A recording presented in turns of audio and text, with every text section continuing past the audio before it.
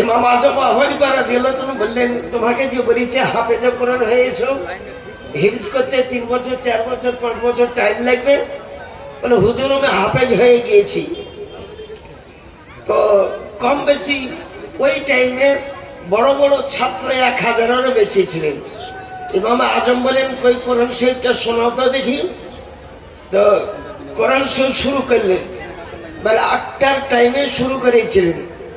আউযুবিল্লাহ বিসমিল্লাহ বলে আলহামদুলিল্লাহ পড়ে আলিফ লাম মিম যালিকাল কিতাব পড়ে দুবার মাত্র টাইম নিয়েছিল। একবার জোহরের নামাজের আযানের টাইমে, একবার আসরের নামাজের আযানের টাইমে। নামাজ পড়া ফরজ আইন, সমস্ত মুসলমানকে বেটা ছেলেকেও নামাজ পড়তে হবে, মেয়ে ছেলেকেও নামাজ পড়তে হবে।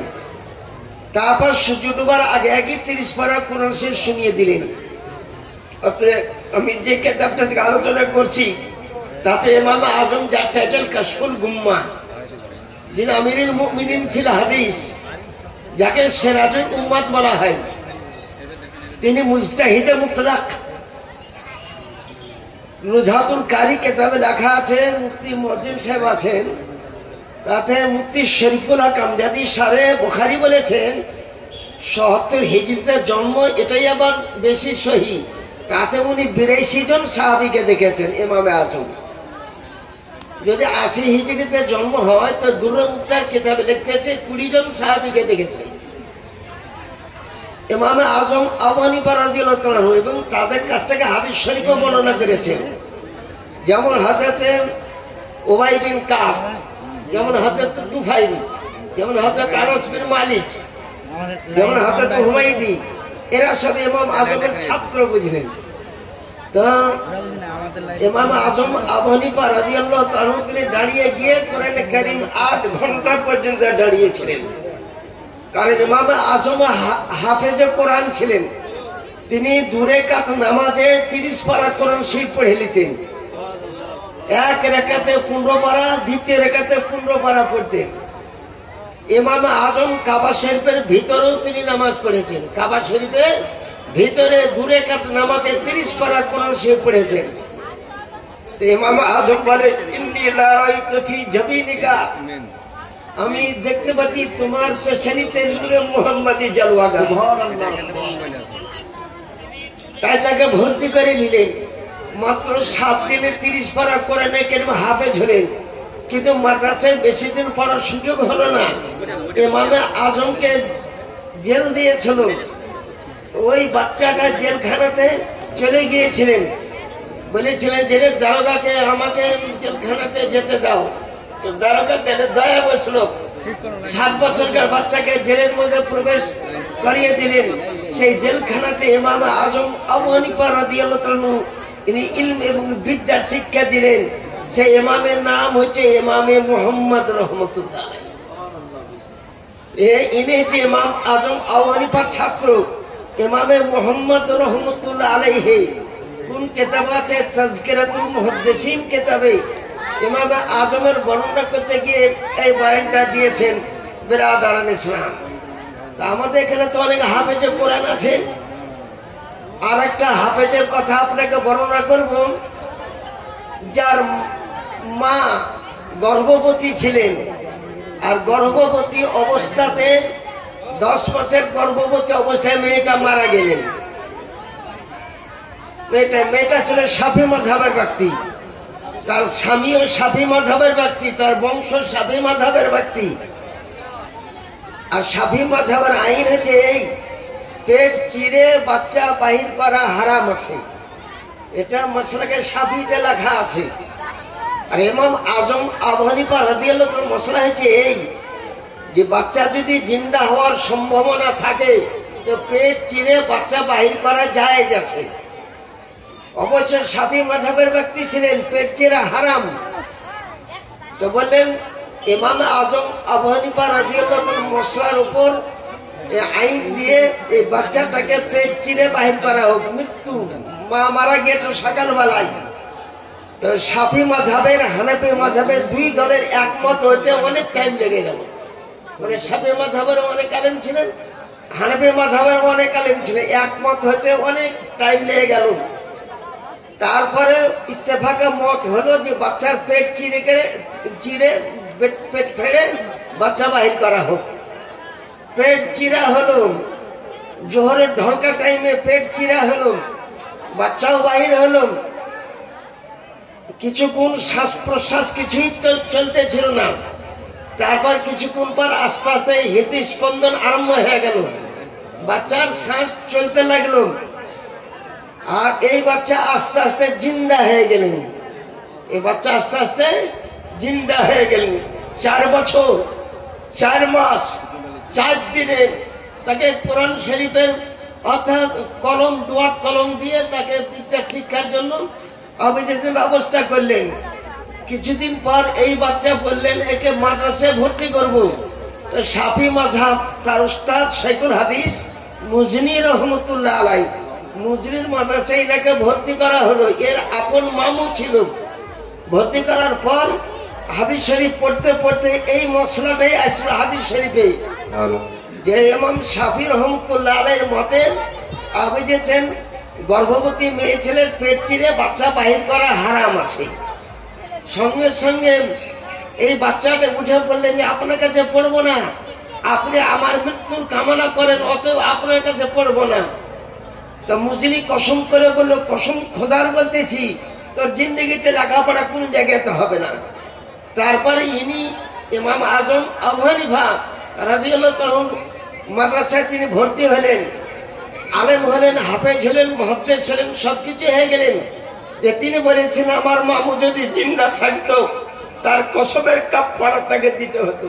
নারে তাকবীর, নারে তাকবীর, নারে রিসালাত, মাসলাকে আলা হযরত, নারে তাকবীর, নারে রিসালাত।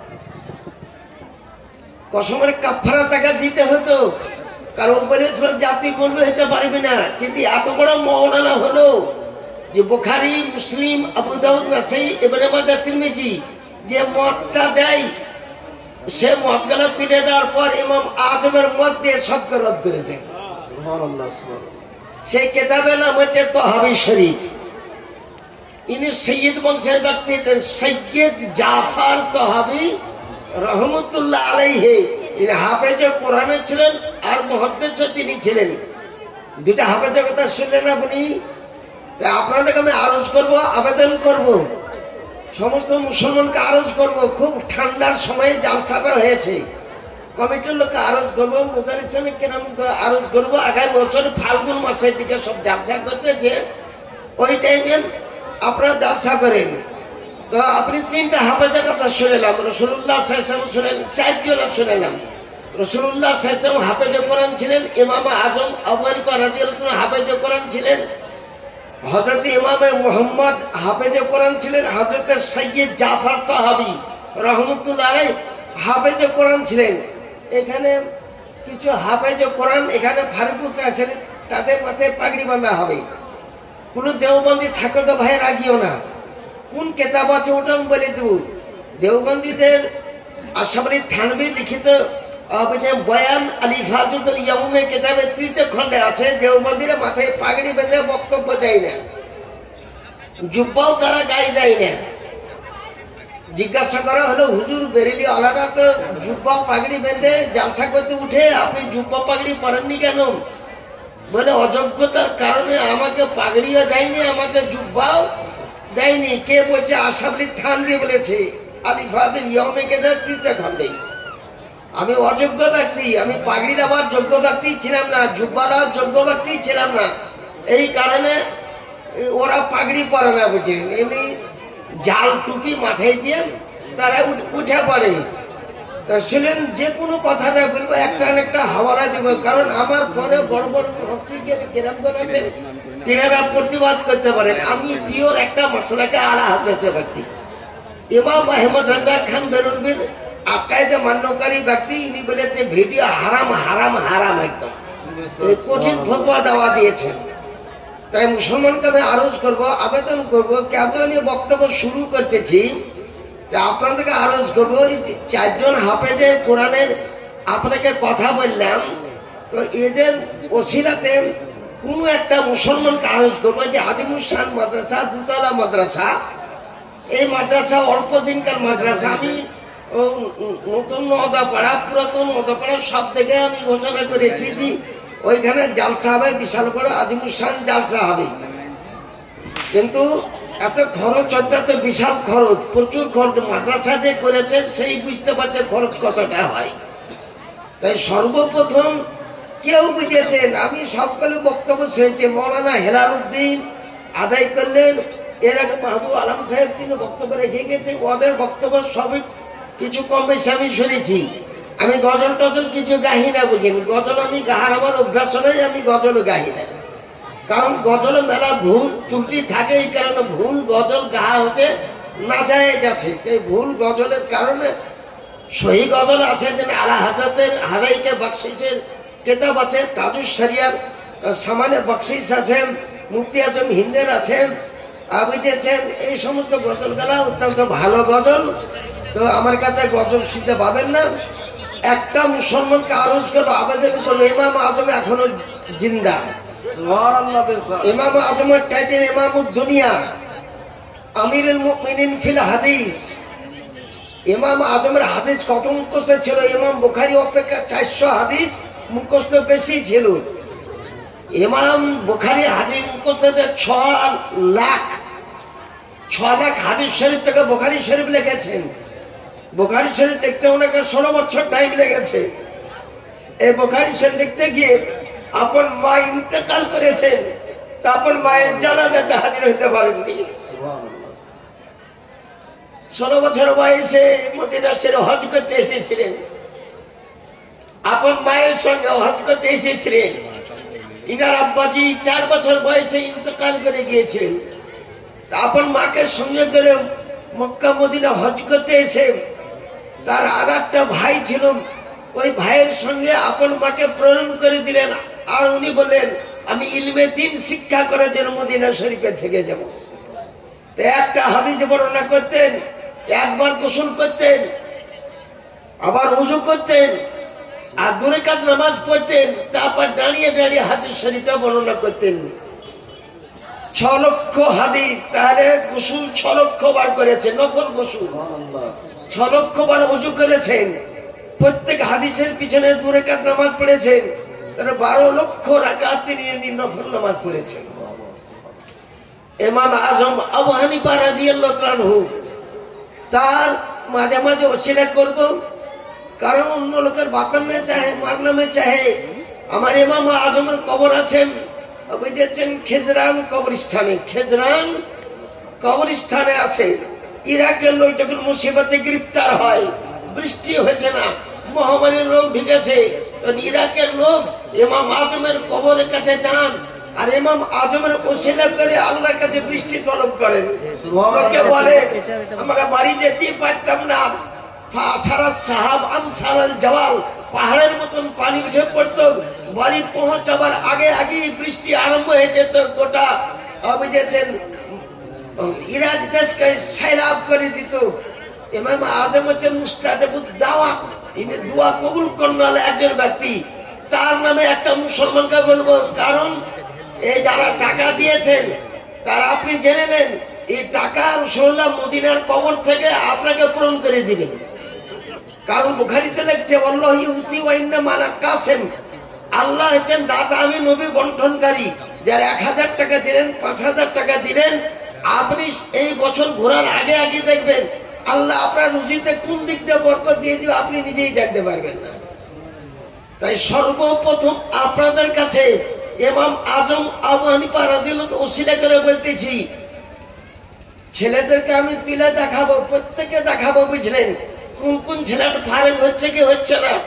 যেমন ইমাম আজমের একটা ছেলের কাহিনী বললাম, সারা বিশ্বে হেদায়াতে বলেন, সারাবাক্কাতে বলেন, কুদিরতে বলেন, মুনিয়াতুল মুসাল্লিতে বলেন, বাহরুল আইকে বলেন, কাজুদ দাকাইকে বলেন, ফিকহে আকবরী আপনি বলেন, যে কোন কিতাবে দেখবেন ইমাম মুহাম্মদের হাদিস শরীফ বর্ণনা করা আছে।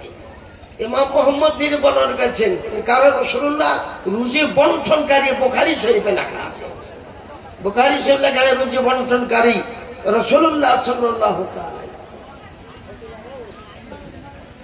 সামনে একটা এবার হাদিস শরীফ বর্ণনা করতেছি, আপনি খুব ভালো করে শুনেলেন। মায়েরা বোনরা তোমরাও শুনো। একটা মেয়ে ছেলে, নাম তার উম্মে ফাদাল, ইনি হচ্ছেন রাসূলুল্লাহ সাল্লাল্লাহু আলাইহি ওয়াসাল্লাম চাচি। বিয়ে হওয়ার পর কিছুদিন পরই নবীর বাড়ি বেড়াতে এসেছিলেন। এই কোন কেতাব আছে? দাওলাতুল মাক্কিয়া কেতাবে লেখা আছে যে ইমাম আহমদ রাজা খান বেরুল মাত্র 8 ঘন্টাতে লিখেছেন। যা কম্পিউটার, এখন বর্তমান কম্পিউটারে 8 ঘন্টাতে ওই কেতাব বাহির করতে পারবে না যে ইমামে আজম নিজের এক হাতে লিখেছেন, ডান হাতে, বাঁ হাতে লেখেননি। আর হাজার জিন্দিগিতে কিন্তু বাঁ হাতে লেখেননি, ডান হাতে তিনি লিখেছেন। সে দাওলাতুল মাক্কিয়া কিতাবের মধ্যে লেখা আছে আব্বাসের বিবির নাম উম্মে ফাদাল। নবীকে দেখা করতে এসেছিলেন। আগিনাতে দাঁড়িয়ে রাসূলুল্লাহ একটা খাটের উপর বসেছিলেন। খাটটা হচ্ছে বানের খাট। বানের খাট বুঝলেন, ওটা একটা দুর্বল কাঠের খাট ছিল। তাতে রাসূলুল্লাহ সাল্লাল্লাহু তিনি বসেছিলেন।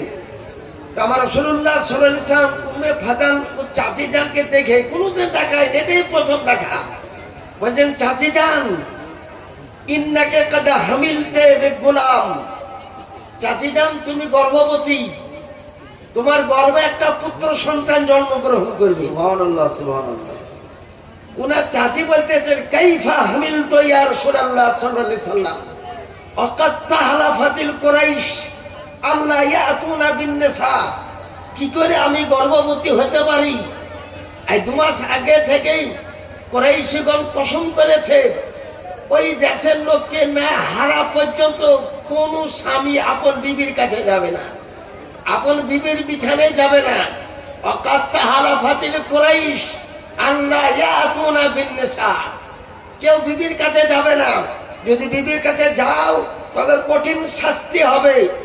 এটা একটা কসম। তো সমস্ত মেয়ে ছেলে কসমকে মেনে চলতেছে, আপন স্বামীকে বিছানায় বসতে দেয় না। আমি তো ওই কসমের মধ্যে একটা মেয়ে আছি হুজুর, আমি তো কুরাইশি বংশের একজন মেয়ে। আমি কসমে ইন্নী মা কুন্ত যাক, আমি যেটা বলছি ওটাই। তোমার সঙ্গে আব্বাসের সঙ্গে যখন তোমার বিবাহ হয় তখন একদিন এসেছিল, তাতে তুমি গর্ভবতী, এখন তুমি 2 মাসের গর্ভবতী। হুজুর বলেন কোন সন্তান হবে?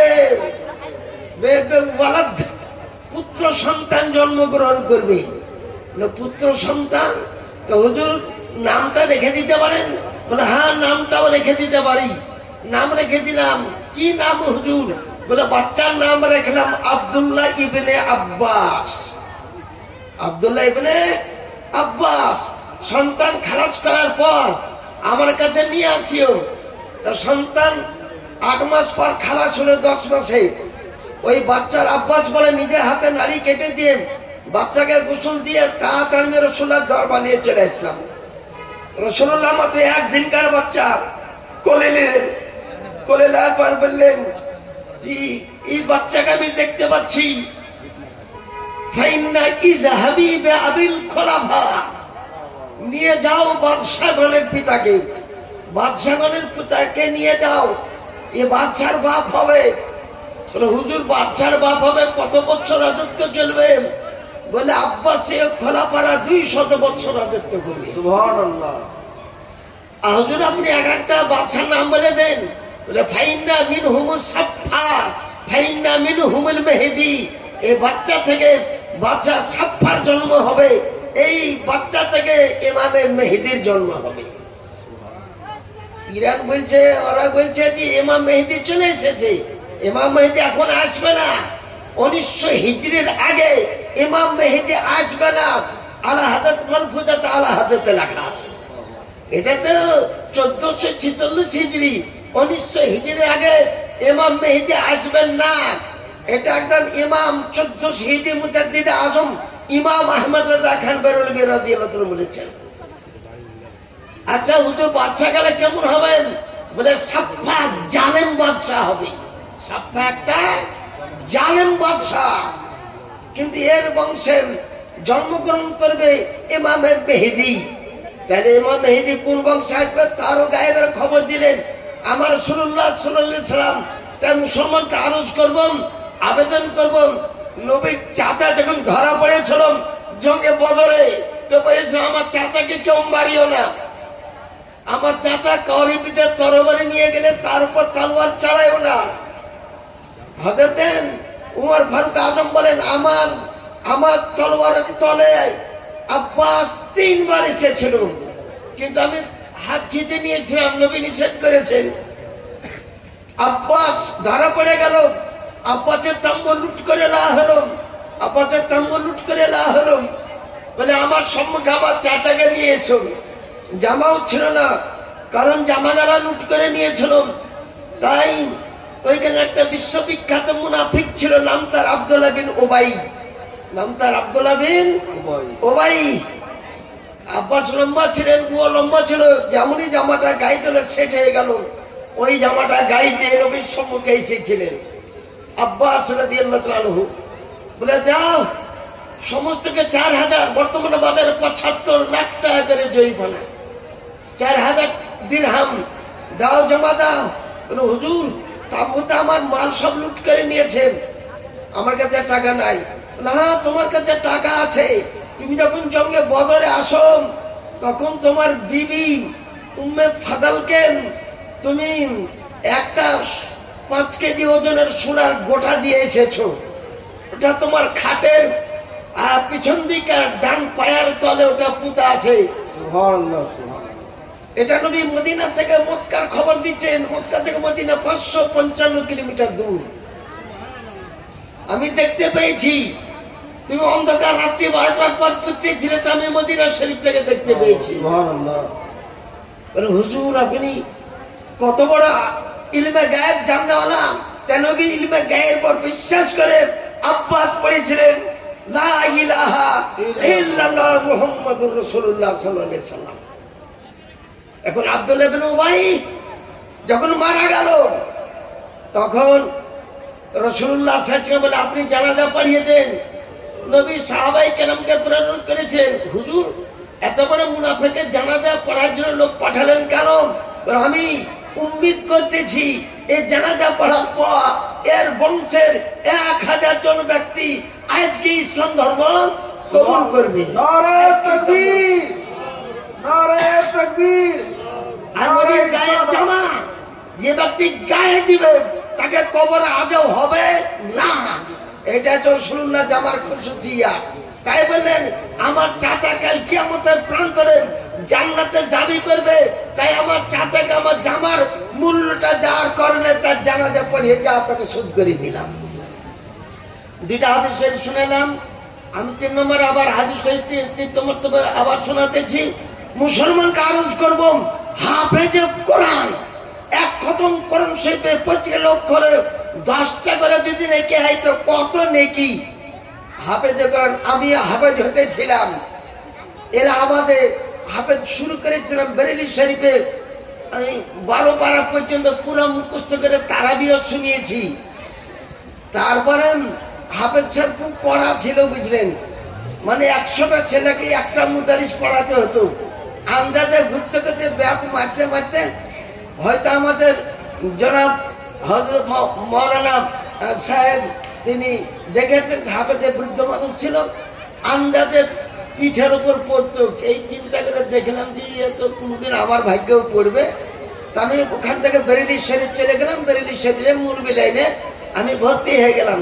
তাই মুসলমানকে আরজ করবো, আবেদন করবো, কোরআন শরীফের আমানত পাহাড় বরদাস্ত করতে পারেনি, জমিন বরদাস্ত করতে পারেনি, সূর্য চাঁদ বরদাস্ত করতে পারেনি। আজকে মাত্র 1000 টাকার বিনিময়ে এত বড় ইদারা, এত বড় বুঝেছে, মাত্র 1000 টাকা বিনিময়ে। नसीम से एक नसीम मैंने ठंडा बातास, ठंडा हवा। आए नसीमे कोए जाना, जब मदीने से तू आना, बुए जुल्फ यार लाना, दिल परेशान है सुहाना। नारे तुबरा अल्लाह अकबर, नारे रिसालाती या রাসূলুল্লাহ বলছি। একজন বাহাস হলো কান্দিতে 50,000 টাকার চ্যালেঞ্জ। কেউ যদি হাদিস শরীফ থেকে প্রমাণ করে দিতে পারে তাকে 50,000 টাকা দিব। ওইখানকার লোক আমাকে মদউ করেছিল, আমি গিয়েছিলাম। লোক কত 10 খান গ্রামের লোক ভর্তি, আবু ছিল জমিদার ব্যক্তি, বিশাল বড় লোক ব্যক্তি, 3 তলা বাড়ি, মসজিদের সম্মুখ, মিলাদ করতো না, ক্যাম্প করতো না, রবিউল আউয়াল পালন করতো না। এই কারণে বলেছিলাম যদি বুঝেছেন ওই পতাকা উড়ানো হাদিস শরীফ থেকে দেখাতে পারেন, নারায়ে তাকবীর আল্লাহু আকবার, নারায়ে রিসালাত ইয়া রাসূলুল্লাহ আপনি দেখাতে পারেন, তো ওই বক্তাকে 50,000 টাকা দিন। ওই সে বসে গেল, লোকে ওকেও চেয়ার দিয়েছে, বলে টাকাটা জমা করেন তাড়াতাড়ি, বলে আগে প্রমাণটা করেন। বলে আপনি মৌলবি মৌলানা? বলে কোন মৌলবি? মৌলবিরা বলেছে তুমি চ্যালেঞ্জ কবুল করেছে, তুমি যাও। বলে তো আমাকে একটা প্রমাণ করতে 5 মিনিট তো টাইম লাগবে না। এখানে যদি লাইব্রেরি থাকতো, যেমন সুলতানপুরে আছে, সুলতানপুর মাদ্রাসায় আগামী 29 বুঝেছেন 29 মাঘে জালসা হবে, আপনারা যাবেন শুনতে, ইনশাআল্লাহ আমার দাওয়াত আছে।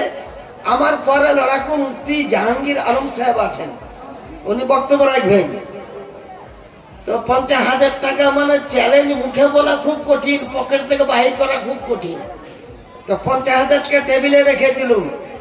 আচ্ছা কোন হুজুরকে বলতেছি, মুসলিম শরীফ 86 হাদিস 419 পৃষ্ঠা, এখানে লেখা আছে যে অন্যসাওয়ালা সাকফিল ওয়ায়ুতে। তা আমরা যখন ক্যাম্প করবো, মেয়ে ছেলে তোমরা দাঁড়িয়ে ক্যাম্প করে নিও, পর্দার ব্যবস্থা আরো ভালো করে করতে হতো। সমস্ত মেয়ে ছেলেকে দাঁড়িয়ে ক্যাম্প করা জায়েজ রাখা আছে, বাচ্চাদেরকে দাঁড়িয়ে ক্যাম্প করা জায়েজ রাখা আছে, আপনাদেরকে জায়েজ রাখা আছে। এর আস্তে আস্তে পড়বে, ইসলাম আলাইকে আস্তে আস্তে পড়বে। দেখুন মুসলিম শরীফ 419 পৃষ্ঠা, আমি যটা বলবো কাইলে লোকে দেখবে হাদিস। 419 পৃষ্ঠা 2য় খণ্ড, এরপর কোন হাদিস শরীফ আর নেই। অন্যসাওয়ালা সাকফিল বায়ুতে, মেয়ে ছেলেরা ছাদের উপরে দাঁড়িয়ে জুলুস দেখতেছিলাম। ওয়াল খুদ্দাম ওয়াল গিলমানু, আর যারা খাদেম ছিল, গোলাম ছিল, বেটা ছেলে ছিল, মেয়ে ছেলে ছিল, তার রাস্তার উপর আফরি তাফরি করতেছিল। সাহাবায়ে কেরাম কি বলতেছিলেন? ওয়ায়ুনাদুনা ওয়া মুহাম্মদ ওয়া রাসূলুল্লাহ, ওয়ায়ুনাদুনা। এখন আমাদের মুফতি মুয়াজ্জিন সাহেবকে জিজ্ঞাসা, নাদাই ও নাদা মানে কি? নারায়ে তাকবীর। এরা তো মানে বলে গায়ের মুখকালে রাগিও না, 2 বছর পরে মৌলবি হয় না, 3 বছর পরে মৌলবি হয় না, মৌলবি পড়তে অনেকদিন টাইম লাগে। নারায়ে রিসালাত ইয়া রাসূলুল্লাহ আর বুখারী মুসলিম শরীফ লিখতে হয় না, তাও না ওয়া মুহাম্মদ ওয়া রাসূলুল্লাহ, অর্থাৎ নারায়ে রিসালাত ইয়া রাসূলুল্লাহ, এটা মুসলিম শরীফের মধ্যে লেখা আছে। একটা মশলা হেরে গেল, বলে পতাকা উড়াটা দেখিয়ে দেন। বলে পতাকা উড়া রাসূলুল্লাহ সাল্লাল্লাহু যেদিন পৃথিবীতে আসেন, আব্দুল মুত্তালিব 3 দিন জিয়াফত গোটা মক্কার লোককে দিয়েছিল। 3 দিন গোশত রুটি খাইয়েছিলেন আব্দুল মুত্তালিব। আর আল্লাহ ফেরেশতাকে বললেন, ফেরেশতা দাঁড়িয়ে যাও, হুরি দাঁড়িয়ে যাও, গিলমান দাঁড়িয়ে যাও, রাসূলুল্লাহ সাল্লাল্লাহু জমিনে যাবেন। আজকে সারা পৃথিবীতে একটাও বেটা ছেলে, একটাও পিটি ছেলে জন্মগ্রহণ করবে না, একটাও মেয়ে ছেলে জন্মগ্রহণ করবে না। আজকে রবিউল আউয়াল মাসের 12 তারিখে যত সন্তান জন্ম হবে, সমস্ত পুত্র সন্তান জন্মগ্রহণ করবে। কোন কিতাব আছেন? খাসাইতে কুবরা 2য় খণ্ডের মধ্যে এই হাদিস শরীফে লেখা আছে। আর 1ম খণ্ডে 48 পৃষ্ঠা, খাসাইতে কুবরা 1ম খণ্ড 48 পৃষ্ঠাতে লিখতেছেন, জিবরিল আমিন আসেন সালাসাতা আলামিন মাজরুওয়াতিন, 3টা সবুজ রঙের পতাকা নিয়ে, আলামান ফিল মাশরিকে ওয়া আলামান ফিল মাগরিবে ওয়া আলামান আলা জাহরিল কাবা। নারে তাকবীর, নারে তাকবীর, নারে রিসালাত, উলামায়ে আহলে সুন্নাহ। তারপরে বুঝতে পারলেন সবুজ রঙের পতাকা উড়িয়েছিল, তাই রবিউল আউয়াল মাসের জুলুস করা জায়েজ, মিলাদ করা জায়েজ, নারায়ে তাকবীর বলা জায়েজ, খানাপানি করা জায়েজ আছে। এই মাদ্রাসা থেকে ইনশাআল্লাহ একদিন বড় আকারে জুলুস বাইর হবে, সব জায়গায় এখন জুলুস বাইর হইতেছে, প্রত্যেক বছর বাইর হয়। আপনাকে 2-3টা হাদিস শরীফ শুনিয়ে দিলাম। হাদিস শরীফ শিরা করে বলতেছি, একটা বুখারী শরীফের মূল্য দিতে হবে। বুখারী শরীফ নিয়ে বাসে উঠলে বাস অ্যাক্সিডেন্ট হবে না, বুখারী শরীফে এরোপ্লেনে উঠলে এরোপ্লেন অ্যাক্সিডেন্ট হবে না, বুখারী শরীফ বাড়িতে থাকলে একদিন রাসূলুল্লাহ সাল্লাল্লাহু আলাইহি সাল্লাম আপনাকে দেখা দিবেন। কারণ বুখারী শরীফে হাদিস আছে ৭,২৭৫টি হাদিস শরীফ আছে। মতান্তরে কিছু কম বেশি ওটা আলাদা কথা, কিন্তু মাশহুর বর্ণনা মোতাবেক মুহাদ্দিসিন কেরামগণ বলেছেন ৭,২৭৫টা হাদিস শরীফ আছে। আয়েশা সিদ্দিকার কটা হাদিস মুখস্থ ছিল? লাখ লাখ নয়। আয়েশা সিদ্দিক হাদিস মুখস্থ ছিল ২,২১০টি ২,২১০টি হাদিস। আবু হুরায়রা রাদিয়াল্লাহু আনহু হাদিস মুখস্থ ছিল ৫,৩৭৪টি ৫,৩৭৪টি। এগুলা তো আমরা মুখস্থ করতে হয়। তো বুখারী শরীফে এখন বর্তমানে ৭,২৭৫ হাদিস শরীফ আছেন। বুখারী শরীফ সেরা করে বলতেছি, রুজিতে যদি বরকত নিতে হয় একটা বুখারী শরীফের মূল্য আপনি দিয়ে দেন।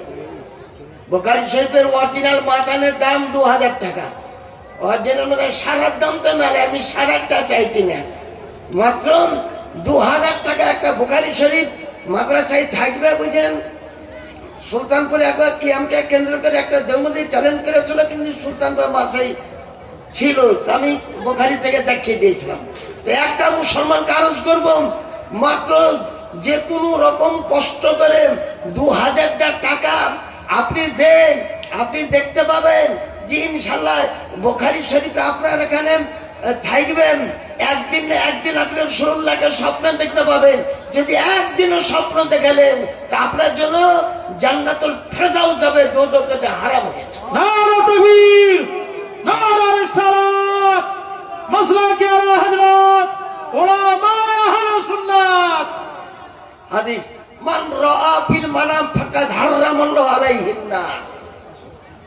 যে স্বপ্ন যোগে দেখবে তার জন্য আমার খাজা গরিব নওয়াজ, খাজা মঈনুল হক ওয়াদ্দিন, খাজা মঈনুদ্দিন চিশতি আজমিরি সঞ্জারি রহমতুল্লাহ আলাইহি, ইনি স্বয়ং রাসূলুল্লাহর হুকুমে আজমির শরীফে এসেছিলেন। মদিনার কবরের স্বয়ং নবীকে দেখে তার ডিরেকশন মোতাবেক তিনি এসেছিলেন। এসে দিল্লি তাকে উঠলেন। দিল্লিতে উঠার পর 40 জন তেনার সঙ্গিনী আছেন, আরো অনেক ব্যক্তি এসেছেন খাজা আজমিরিকে দেখতে। একটা 12 বছরকার বাচ্চা গরিবী অবস্থায় তীর ধনুক হাতে করে তিনি শিকার করতে যাচ্ছেন। তো বললেন যে বাচ্চাটাকে ডাকো তো। বাচ্চাটাকে ডাকা হলো, 12 বছরের বাচ্চা। বলে 2 দিন থেকে বাড়িতে খাবার নাই, তরকারি বলতে কিছু নাই, তাই তীর ধনুক দিয়ে মা পাঠালে যে কোন একটা শিকার মিকার যদি পাও। তো সুলতান গরিব নওয়াজ বলতেছেন, এই বাচ্চাটাকে আমি দেখতেছি একদিন দিল্লির সিংহাসনে বসবি। সুবহানাল্লাহ, সুবহানাল্লাহ। আজকে তীর ধনুক নিয়ে ক্ষুধার তাড়নায় জঙ্গলে শিকার করতে যাচ্ছে, একদিনে দিল্লির সম্রাট হয়ে বসবে। নাম কি তার? নাম তার সুলতান শামসুদ্দিন আলতামাস। যারা বাংলা পড়া ব্যক্তি সুলতান শামসুদ্দিন আলতামাস। বুঝলেন, আমি ঈদ পত্রিকার কথা একটাও বলবো না। আমার খাজা, ভারতের রাজা খাজা গরিব নওয়াজ, খাজা আজমিরি রহমতুল্লাহ আলাইহির নামে কোন একটা মুসলমান কাজ করবো 1000 টাকা। আমার খাজা গরিব নওয়াজ জিন্দা। কতজনের চেষ্টা করতে আজমিরকে ভেঙে দাও, আমার থেকে বেশি আপনারা হোয়াটসঅ্যাপে বেশি শুনতেছেন। আমার খাজা আজমিরি রহমতুল্লাহ আলাইহির নামে কোন একটা মুসলমান খাজা আজমিরি দাতা। নারে তাকবীর, নারে তাকবীর, নারে রিসালাত, মাসলাকে আলা হযরত উলামায়ে আহলে সুন্নাত, উলামায়ে আহলে সুন্নাত। যার টাইটেল আতায়ে রাসূল, সকলে জানে খাজা গরিব নওয়াজের টাইটেল হলো আতায়ে রাসূল। তিনি কবর থেকেও দান করতে পারেন।